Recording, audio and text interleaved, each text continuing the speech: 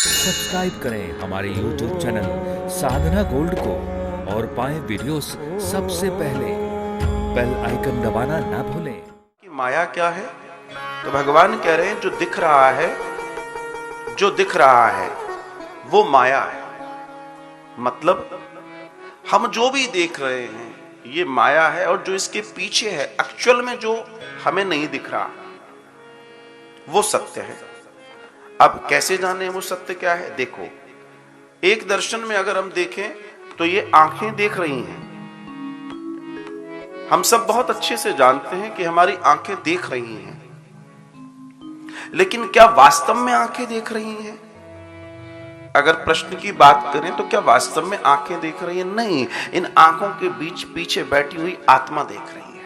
अगर उस आत्मा को निकाल दो तो आंखें क्या देखेंगी? कुछ नहीं देखेंगी। अगर हम दूसरे दर्शन में जाएं और देखें कि ये बॉडी एक्ट कर रही है, ये बॉडी एक्टिविटी में है, दिख तो रहा है, हाँ ये बॉडी, हाथ काम कर रहा है, पैर चल रहा है, लेकिन क्या वास्तव में हाथ काम कर रहा है, पैर चल रहा है? नहीं, ये भी आत्मा कर रही है, तो दिख नहीं रही है। आत्मा को हटा दो, हाथ काम करेगा? नहीं, धड़ाम से शरीर गिर जाएगा। यही वो दर्शन है जिसे समझना है। एंड ये फैक्ट जिस दिन जान लिया उस दिन प्रॉब्लम खत्म हो जाती है। प्रॉब्लम क्या है? अज्ञान। सॉल्यूशन क्या है? ज्ञान।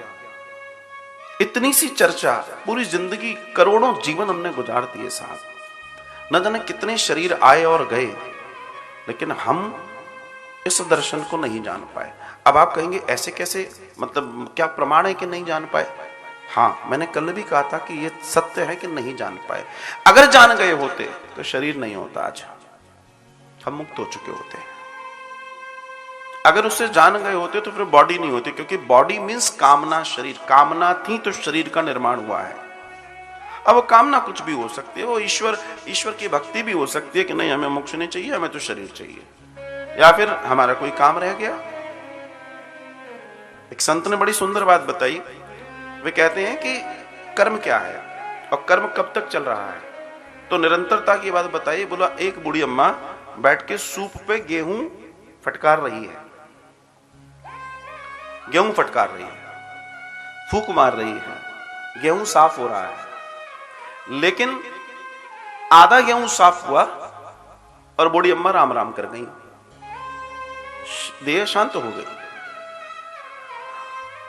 तो भगवान गीता में कह रहे हैं तो जो बचे हुए आधे गेहूं हैं वो उसको अगली बार साफ जरूर करने पड़ेंगे।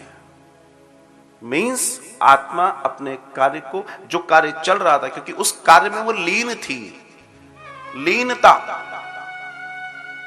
दैट इज व्हाट हम कई बार कहते हैं कि उस समय क्या करें, तो उस समय ये करें। अगर तुम राम का नाम ले रहे हो तो राम राम करते करते आगे बढ़ोगे। आप जो कर रहे हैं आप उसी के साथ नए जन्मों की ओर बढ़ते हैं, नए कर्मों की ओर बढ़ते हैं। और जिस दिन आपका सब कुछ समाप्त हो जाए तो फिर करोगे क्या? जन्म तो कर्म के लिए है, जब कर्म ही नहीं बचा तो जन्म किस लिए? फिर गोविंद की प्राप्ति होती है, जिसे हम मोक्ष कहते हैं।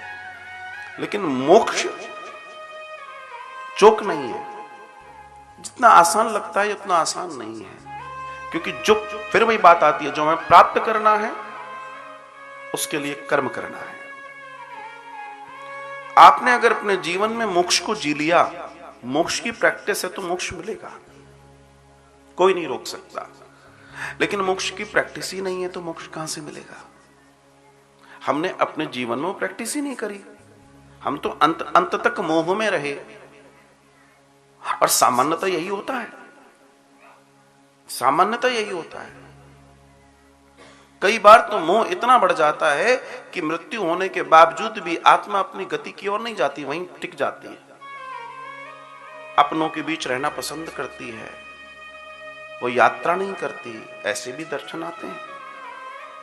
इन दिस कंडीशन आपको और हमको ज्ञान मार्ग की जरूरत पड़ती है, अर्थात इस ज्ञान की कि इसको हम कैसे सुंदर बना पाए, श्रेष्ठ बना पाए। इस श्रेष्ठता और सुंदरता के दर्शन में हम अगर जाएंगे तो हमें भागवतम से श्रेष्ठ कोई चौपाल नहीं मिलेगी जहां बैठ के इस आनंद को लिया जा सके, इस ज्ञान को लिया जा सके। तो चतुश्लोकी भागवत के दूसरे श्लोक में भगवान ने माया की चर्चा की।